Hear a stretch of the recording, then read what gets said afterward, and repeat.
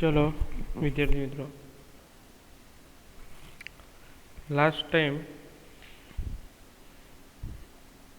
Discussion थया बाद कार्य माटेनी तो आजना लेक्चर में पहला आपणे कार्य ऊर्जा प्रमेय लेवानो छे।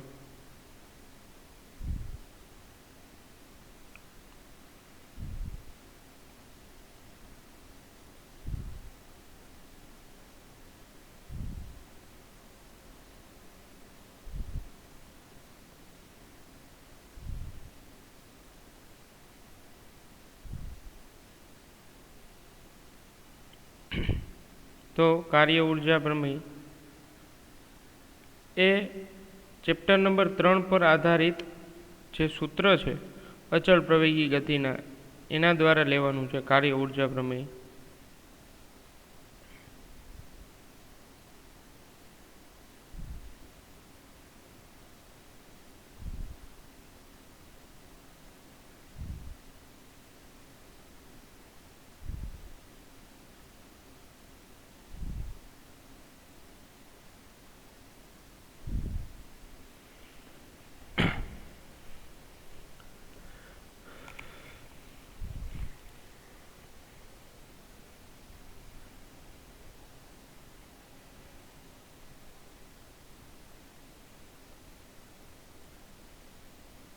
कार्य ऊर्जा प्रमेय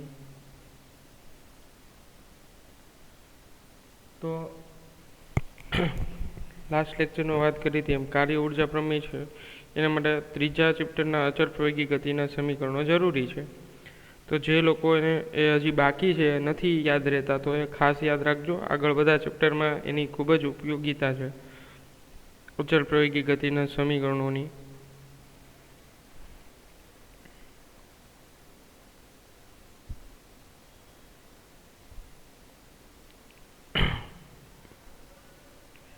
हवे कार्य ऊर्जा प्रमेय ये समझावता पहला मारे तमने गति ऊर्जा थी परिचित करावाना छे। जो कि तमे बधा जाणो छो गति ऊर्जा, पण गति ऊर्जा थी मारे तमने परिचित करावा पड़शे। गति ऊर्जा तो गति ऊर्जा ए શું છે તો કે ભાઈ એની ડેફિનેશન દેવી હોય આપણે કે ભાઈ ગતિ ઊર્જાને રિપ્રેઝેન્ટ કરવું હોય તો કઈ રીતે કરશું તો કે પદાર્થની ગતિના કારણે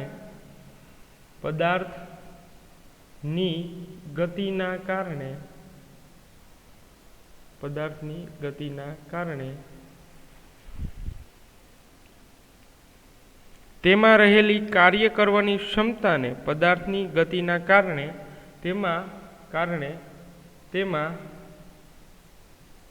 રહેલી કાર્ય કરવાની ક્ષમતાને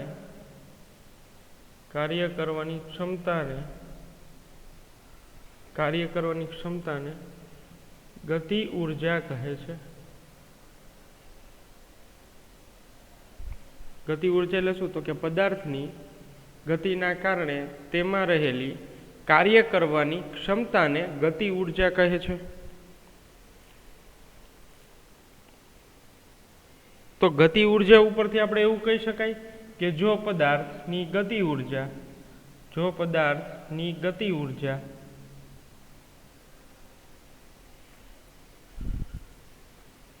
વધારે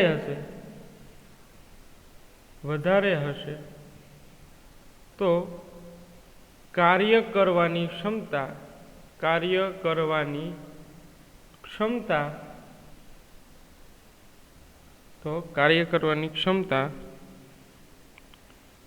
વધારે हशे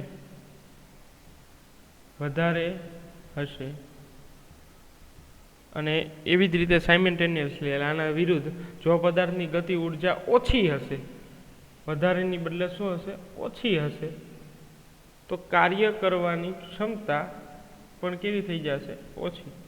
તો એ ડાયરેક્ટલી પ્રોપોર્શનલ ટુ છે અને work is directly proportional two kinetic energy. ચાલો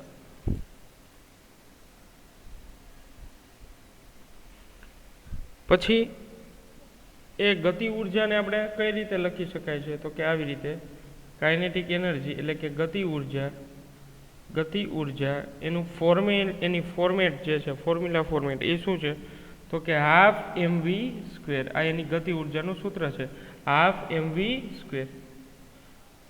ચાલો તો આના સૂત્ર પરથી એક બીજી પણ ડેફિનેશન મને મળી ગઈ વિદ્યાર્થી મિત્રો ગતિ ઉર્જાની બીજી ડેફિનેશન. ચાલો શું છે ગતિ ઉર્જાની બીજી ડેફિનેશન તો કે પદાર્થના દળ અને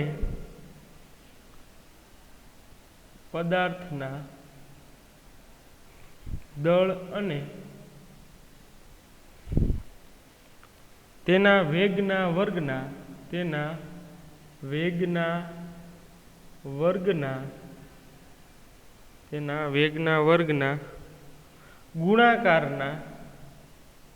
ગુણાકારના અડધા મૂલ્યને ગતિ ઉર્જા કહે છે. ચલો સમજાય? ગતિ ઉર્જા એટલે પદાર્થના દળ અને તેના વેગના વર્ગના ગુણાકારના અડધા મૂલ્યને ગતિ ઉર્જા કહે છે. એટલે પાછી ફોર્મ્યુલા તમને લખી દો એટલે આઈડિયા આવે કે પદાર્થના દળ અને એનો વેગનો વર્ગના ગુણાકારના અડધા મૂલ્યને ગતિ ઉર્જા કહે છે. એ ગતિ ઉર્જા ક્યારેય ઋણ હોય નહીં. જ્યાં એમ છે એ શું છે તો કે પદાર્થનું દળ છે. જ્યારે વી છે એ શું છે તો કે પદાર્થનો વેગ. ચલો ગતિ ઉર્જાનું એકમ જે છે એ શું થશે તો કે દળનો કિલોગ્રામ થશે અને વેગ છે એટલે મીટર પ્રતિ સેકન્ડ થશે.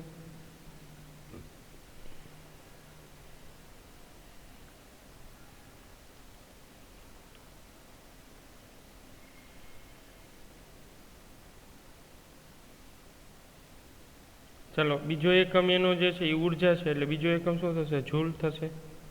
ચાલો આ રીતે ગતિ ઉર્જાને આપણે રિપ્રેઝેન્ટ કરી લીધી છે વિદ્યાર્થી મિત્રો. હવે આપણે મેઇન પોઈન્ટ ઉપર આવીએ કે કાર્ય ઉર્જા પ્રમેય સમજાવવાનો છે. મેઇન પોઈન્ટ ઉપર આવી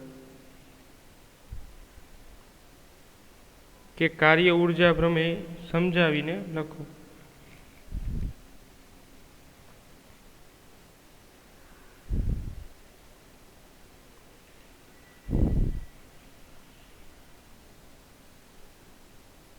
કાર્ય ઉર્જા પ્રમેય. ચાલો જોઈએ.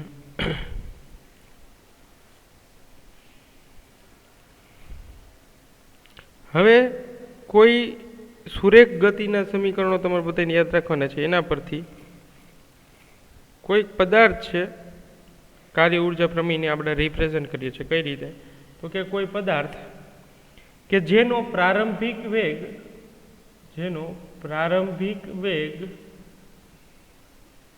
u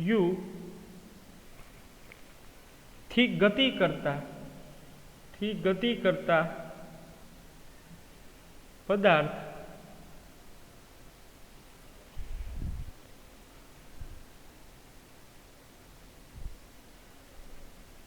એ જેટલા પ્રવેગથી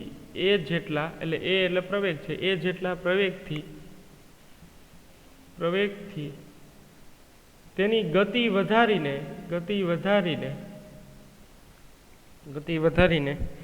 v જેટલો વેગ પ્રાપ્ત કરે છે. v જેટલો એટલે કે અંતિમ વેગ જેટલો v જેટલો વેગ પ્રાપ્ત કરે છે. ચાલો અને તે દરમિયાન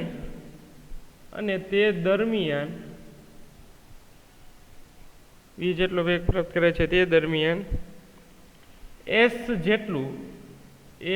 જેટલું અથવા d જેટલું સ્થાનાંતરણ કરે છે. ચાલો સમજો વિદ્યાર્થી મિત્રો. સ્થાનાંતરણ કરે છે તો ન્યૂટનની ગતિના સમીકરણ પરથી આ જ બધી વસ્તુના ડેટાનો ઉપયોગ કરી ન્યૂટનની ગતિના સમીકરણો પરથી કે જેમાં પ્રવેગ હોય, જો પ્રારંભિક વેગ હોય, અંતિમ વેગ હોય એ જેટલો પ્રવેગ હોય અને સ્થાનાંતર હોય, તો એવું કયું સમીકરણ છે કે જેમાં બધા ભૌતિક રાશિઓ છે એ બધી ઇન્ક્લુડ થાય, ઇન્વોલ્વ થાય? તો એના માટે જોઈશે એ સમીકરણ v² - u² = 2as અથવા તો 2ad. તો આ એ સમીકરણ છે.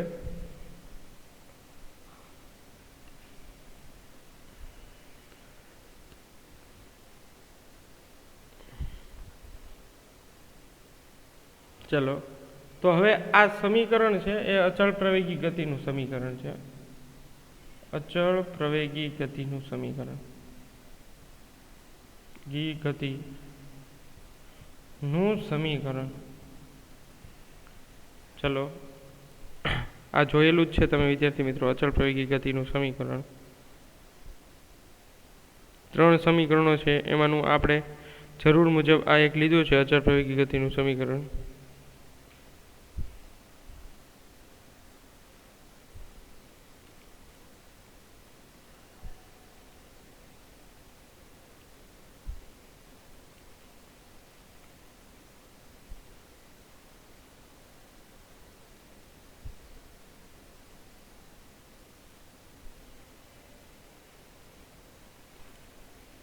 ચાલો, હવે આ જે અચળ પ્રવેગી ગતિનું સમીકરણ છે એને આપણે બંને બાજુ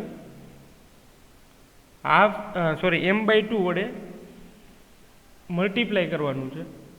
આ સમીકરણ છે v² - u² = 2as. તો આ જે સમીકરણ છે અચળ પ્રવેગી ગતિનું વિદ્યાર્થી મિત્રો, આરામથી ખૂબ જ અગત્યનો પોઈન્ટ છે અને આના રિલેટેડ નીટમાં ઘણા બધા MCQ છે.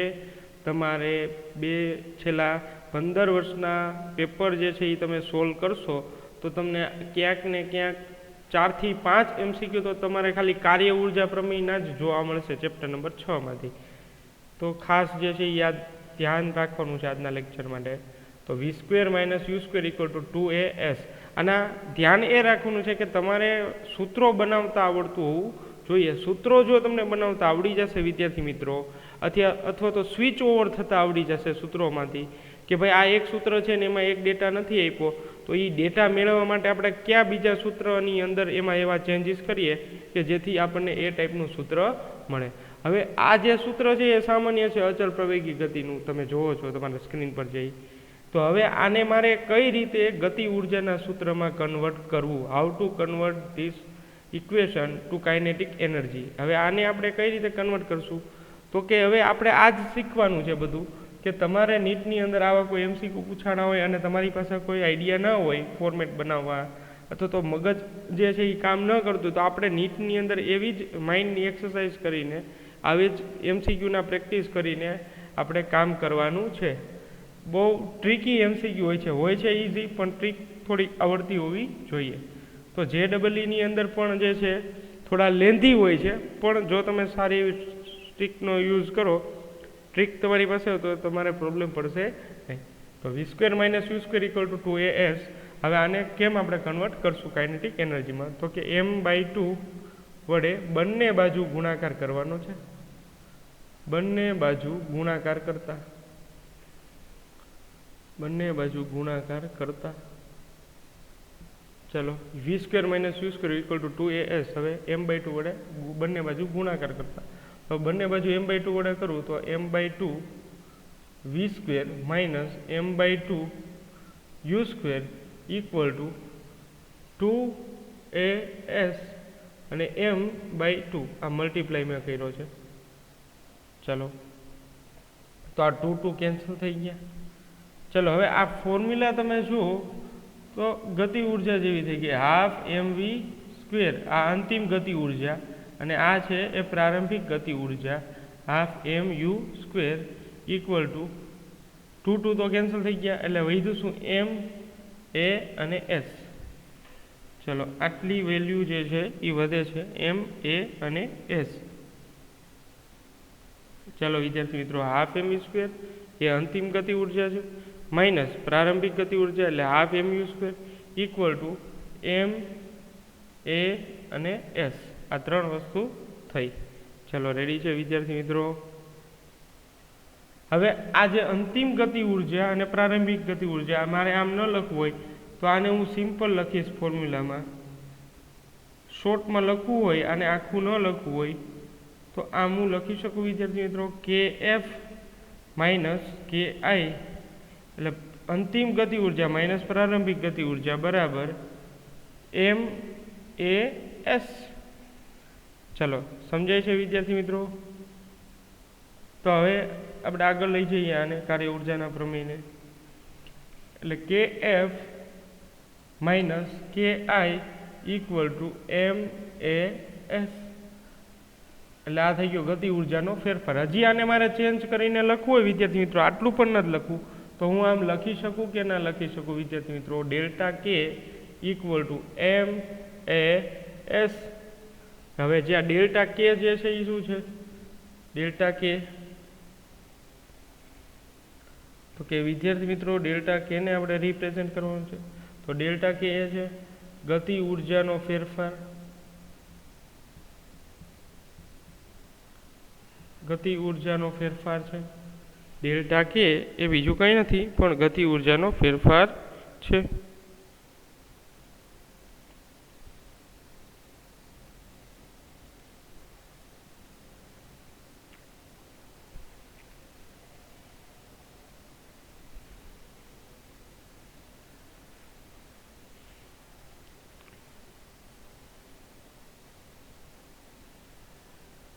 ચલો તો ડેલ્ટા કે ને આપણે ગતિ ઉર્જાના ફેરફારના સ્વરૂપમાં લખેલું છે. હવે એક બીજી વસ્તુ તમે નોટ કરો તો એમ એ એસ, તો આને આપણે ટ્રીટ કરવાનું છે. હવે આટલું એમ અને એ એના બરાબર હું ફોર્સ લખી શકું. Force equal to M a અને એસ જે છે એ શું છે? તો કે સ્થાનાંતર છે. પદાર્થે કરેલું સ્થાનાંતર છે. ગતિ ઉર્જાનો જે ફેરફાર થયો એ દરમિયાન પદાર્થે કરેલું સ્થાનાંતર. તો હવે કાર્યનું સૂત્ર તમે જુઓ તો બળ અને એને ગુણ્યા સ્થાનાંતર જ છે. તો આ એફ એસ એટલે એમ એની જગ્યાએ એફ આવશે અને પછી એફ ઇન્ટુ એસ એટલે વર્ક થઈ જશે. ચલો એટલે આ જ ફોર્મ્યુલા આપણે આગળ વધારીએ. Delta K equal to M A S. ચલો તો ડેલ્ટા કે ઇક્વલ ટુ એમ એની જગ્યાએ આવી જશે ફોર્સ અને ઇન્ટુ એસ એટલે ડિસ્પ્લેસમેન્ટ. અને force into displacement is nothing but work છે આપણું. લાસ્ટ લેક્ચરમાં આપણે જોયું હતું, પ્રીવિયસ લેક્ચરમાં. એટલે delta K equal to f S એટલે કે વર્ક. ચલો આ થઈ ગયો કાર્ય ઉર્જા પ્રમેય. કાર્ય ઉર્જા પ્રમેય. ચલો બહુ જ સિમ્પલ અને સરળ છે કાર્ય ઉર્જા પ્રમેય. એટલે કે ગતિ ઉર્જામાં થતો ફેરફાર એ કાર્યના મૂલ્ય બરાબર છે. તો આરામથી આ પ્રમેય જોઈ લ્યો, પછી આપણે આનું સ્ટેટમેન્ટ પણ આપી દઈએ.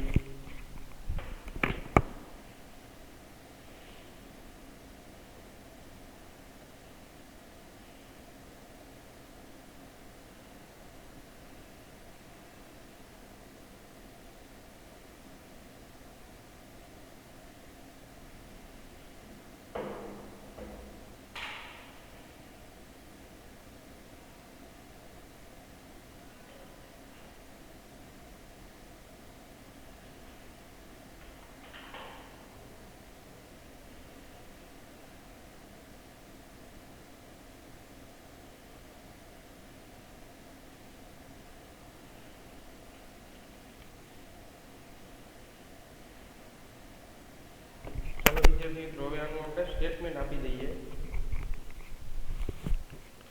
કાર્ય ઉર્જા પ્રમેયનું સ્ટેટમેન્ટ.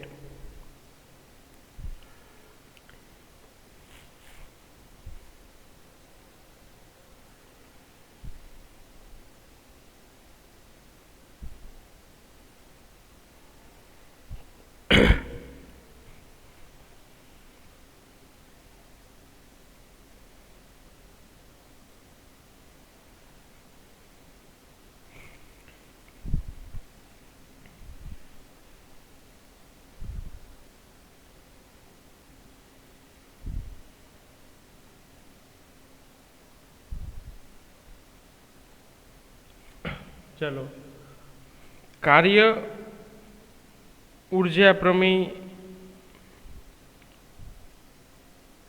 નું સ્ટેટમેન્ટ પદાર્થની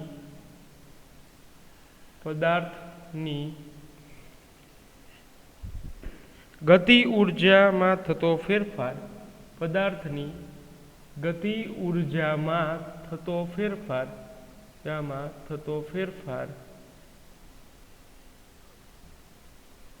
પદાર્થની ગતિ ઉર્જામાં થતો ફેરફાર તેના પર લાગતા, એટલે કે પદાર્થ પર લાગતા, તેના પર લાગતા ચોખ્ખા, એટલે કે નેટ, ચોખ્ખા અથવા તો નેટ અથવા તો પરિણામી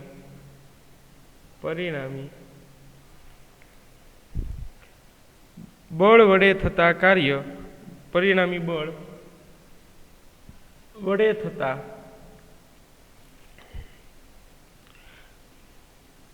કાર્ય જેટલો હોય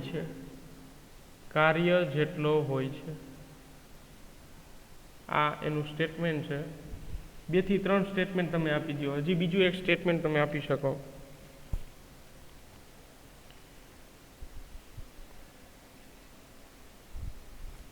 બીજું સ્ટેટમેન્ટ એવું કહી શકો કે પદાર્થની ગતિ ઉર્જામાં થતો ફેરફાર એ પદાર્થની ગતિ ઉર્જામાં થતો ફેરફાર મહત્વનો છે. પદાર્થની ગતિ ઉર્જામાં થતો ફેરફાર એ પદાર્થે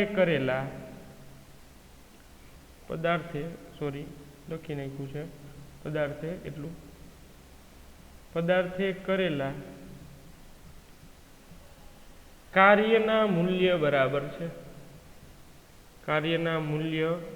બરાબર છે. પદાર્થની ગતિ ઉર્જામાં થતો ફેરફાર એ પદાર્થે કરેલા કાર્યના મૂલ્ય બરાબર છે. તો આ બીજું સ્ટેટમેન્ટ. આ તમે જાણો છો કે ડેલ્ટા કે એટલે ગતિ ઉર્જામાં થતો ફેરફાર એ કાર્યના મૂલ્ય બરાબર છે.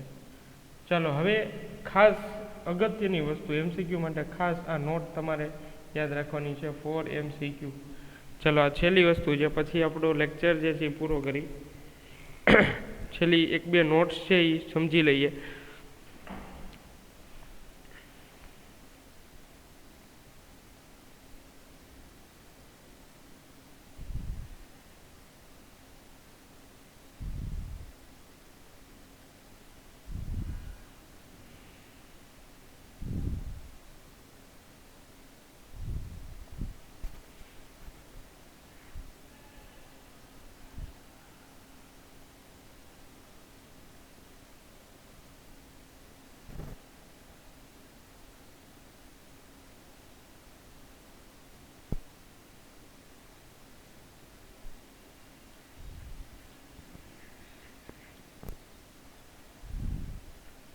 ચલો, હવે આપણે થોડી નોટ્સ છે એ ખાસ યાદ રાખવાની છે તમારે કે જો પદાર્થ પર લાગતા પરિણામી બળને લીધે બળની દિશામાં સ્થાનાંતર થાય, જો પદાર્થ પર લાગતા પરિણામી બળના લીધે બળની દિશામાં સ્થાનાંતર થાય તો પદાર્થ પર કાર્ય જે ધન ગણાય છે. પદાર્થ પર થતું જે કાર્ય છે એ કેવું થાય છે? ધન ગણાય છે અને પદાર્થની ગતિ ઉર્જામાં વધારો થાય છે. પણ જો બળ અને સ્થાનાંતર વિરુદ્ધ દિશામાં હોય તો પદાર્થ વડે થતું કાર્ય ઋણ લેવામાં આવે છે. એટલે પદાર્થની ઝડપ અને ગતિ ઉર્જામાં શું થાય છે? ઘટાડો થાય છે.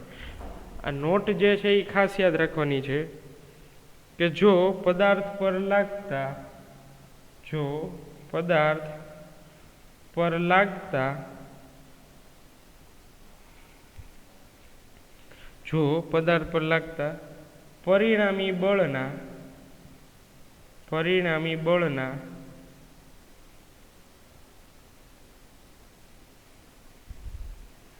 પરિણામી બળના લીધે બળની દિશામાં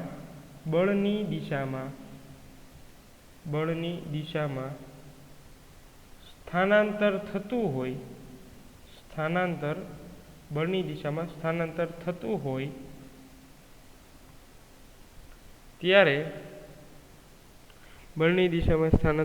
ત્યારે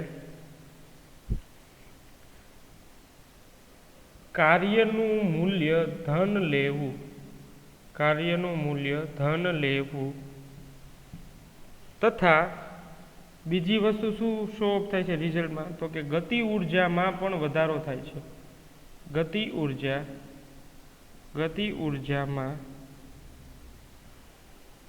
વધારો થાય છે.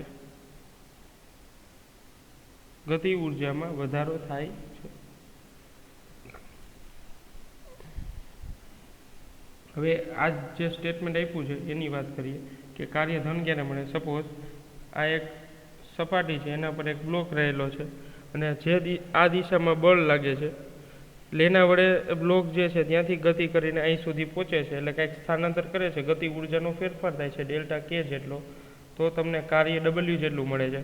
તો આ કાર્ય જે છે એ ગ્રેટર ધેન 0 મળશે. જો ગતિ બળની દિશામાં જ સ્થાનાંતર થતું હોય, બળ અને સ્થાનાંતર બંને એક જ દિશામાં હોય, સમાન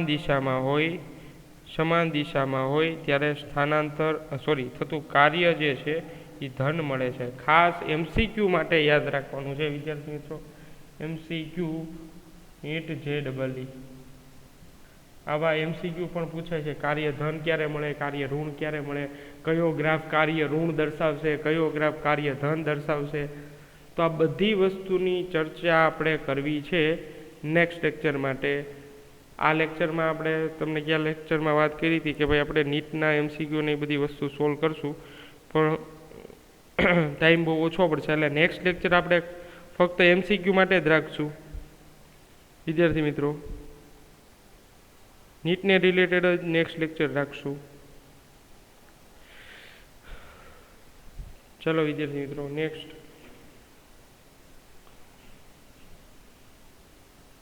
જો છેલ્લો પોઈન્ટ આપણે વાત કરીએ.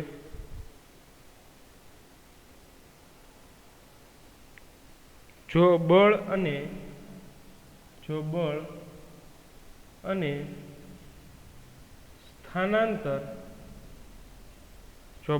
અને સ્થાનાંતર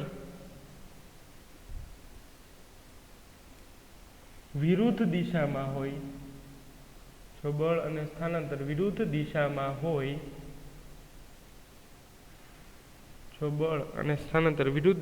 હોય,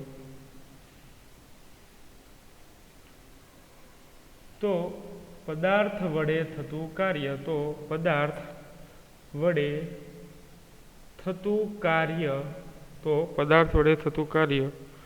ઋણ ગણાય છે અથવા તો ઋણ લેવામાં આવે છે.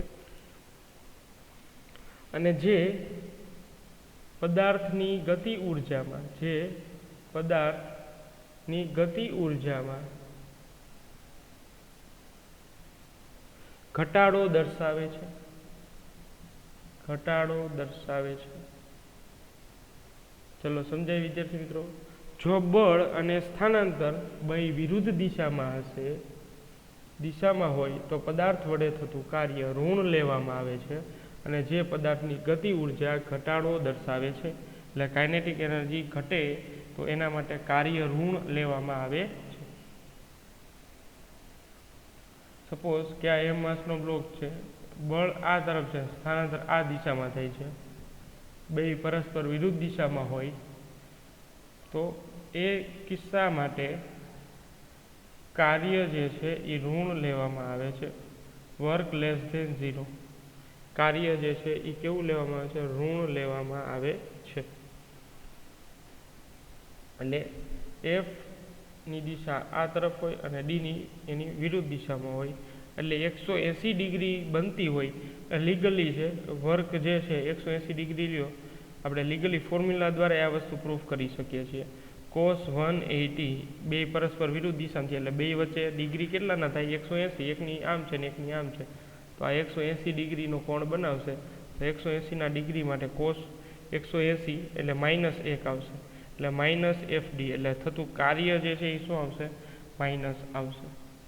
ચલો, અને ગતિ ઉર્જામાં પણ ઘટાડો થાય એવું આપણે કહી શકાય કે પ્રારંભની ગતિ ઉર્જા હતી કંઈક એના કરતાં અંતિમની ઘટતી જાય છે, એટલે અંતિમ માઇનસ પ્રારંભિક કરશો એટલે ઓલરેડી એનો ફેરફાર છે, ગતિ ઉર્જાનો ફેરફાર એ કાર્યના સ્વરૂપમાં મળશે, અને કાર્ય છે એ તમે જોવો છો સૂત્ર ઉપરથી ઋણ મળે છે. ચાલો વિદ્યાર્થી મિત્રો, તો આટલું કાર્ય ઉર્જા પ્રમેયમાં આપણે ડીપમાં જઈ શકીએ છીએ. હજી બીજું તમારે આગળ લખવું હોય ફોર્મ્યુલા આના પરથી જુદા જુદા રીતે મેળવી શકો છો, પણ આપણે આટલું ઇનફ છે રાખીએ. પછી જે કંઈ ચેન્જીસ કરવાના છે એ આપણે નેક્સ્ટ લેક્ચરના આના કાર્યના અને કાર્ય ઉર્જા પ્રમેયના MCQ દ્વારા આપણે એ વસ્તુ રિપ્રેઝેન્ટ કરવાની રહેશે, સમજવાની રહેશે. તો વિદ્યાર્થી મિત્રો, આપણે હવે મળ્યા નેક્સ્ટ લેક્ચરમાં MCQ સાથે.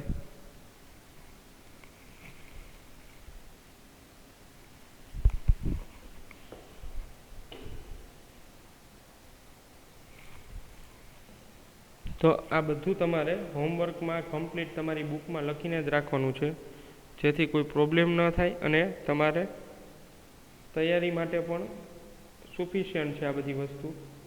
અહીંથી સ્ટાર્ટ કરવાનું છે. કાર્ય ઉર્જા પ્રમેય ગતિ ઉર્જાને રિપ્રેઝેન્ટ કરી છે, એના એકમ, કાર્ય ઉર્જા પ્રમેયના સ્ટેટમેન્ટ, એનું ડેરિવેશન, સાબિતી. ચલો, તો આ બધી વસ્તુ તમારે કમ્પ્લીટ કરવાની છે. ચલો, તો નેક્સ્ટ લેક્ચરની અંદર આ બધું બુકમાં લખીને સાથોસાથ નીટના જે એક્સ્ટ્રા હું કરાવું છું એ પણ નેક્સ્ટ લેક્ચરનું તમારે બુકમાં કમ્પ્લીટ કરવાનું રહેશે.